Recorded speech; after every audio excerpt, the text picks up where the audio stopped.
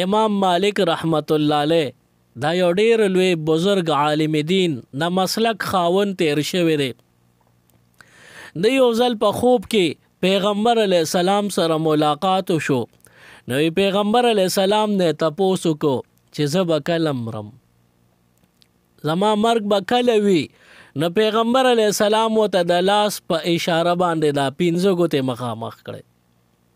صرف دومره د 5 ګوتو اشاره یې ورته وکړله او د خوب را بیدار شو.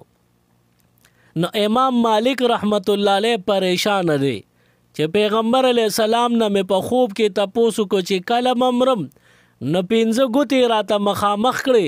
نو د دې 5 ګوتو نه څه مراد دی؟ 5 منټه دي، 5 ورځې دي، 5 میاشتې دي، 5 کالې څه دي؟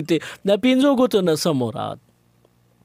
په دغه زمانه کې یو بهترین عالم د خوبونو تعبیرونو عالمو علامه ابن سیرین رحمت الله علیه خبر شو چې امام مالک رحمت الله علیه دا خوب لیدلی دی، اوس په پریشان دی.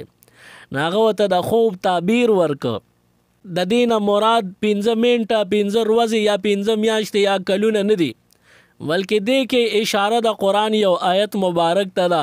یو 5 سیزونه لري چې د هغې علم صرف الله تعالی ته بل هیچا ته هم نشته. هغه 5 سیزونو کې ان الله عنده علم الساعه، الله تعالی سره د قیامت علم دی چې کله به راځي. دا معلومات هیچا ته هم نشته.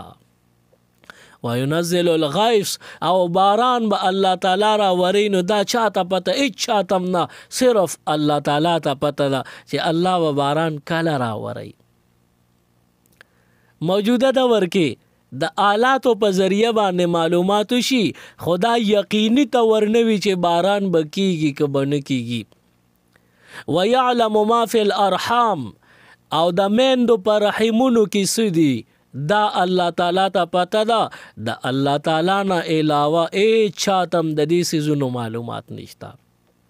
موجوده دور کې الټراساونډ په ذریعه باندې دا معلومات هم خلک کوي، خو مفتی شفیع صاحب رحمت الله علیه لیکلی دي د مور په رحم کې څه دي دا ډاکټر نشي ویلی چې دا به ښکلي وي که بدرنګه به وي، دا به تور وي که سپین به وي، دا به نیک وي که بد به وي، دا به مسلمان وي که کافر به وي.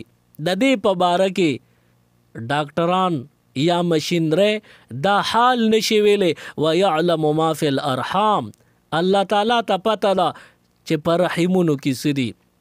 وما تدری نفس ماذا تکسب غدا، انسان ته دا پته نه لګي سبا به زه څه کوم. او 5 دا وما تدری نفس بأی ارض تموت، انسان ته دا پته نه لګیږي چې دی به په کوم ورځ باندې په کوم ځمکه باندې مري.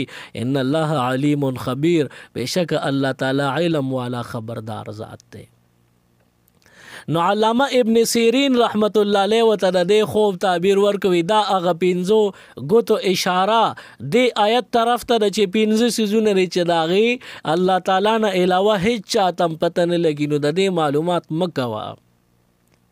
نو دا مرګ دا د انسان د پاره اټل فیصله ده، خامخا به مرګ راځي، په هر چا به راځي، د دې نه څوک هم انکار نشي کولی. او پته هم نه لګي چې چاله راځي، کله راځي او څنګه راځي، د دې پته نه لګي.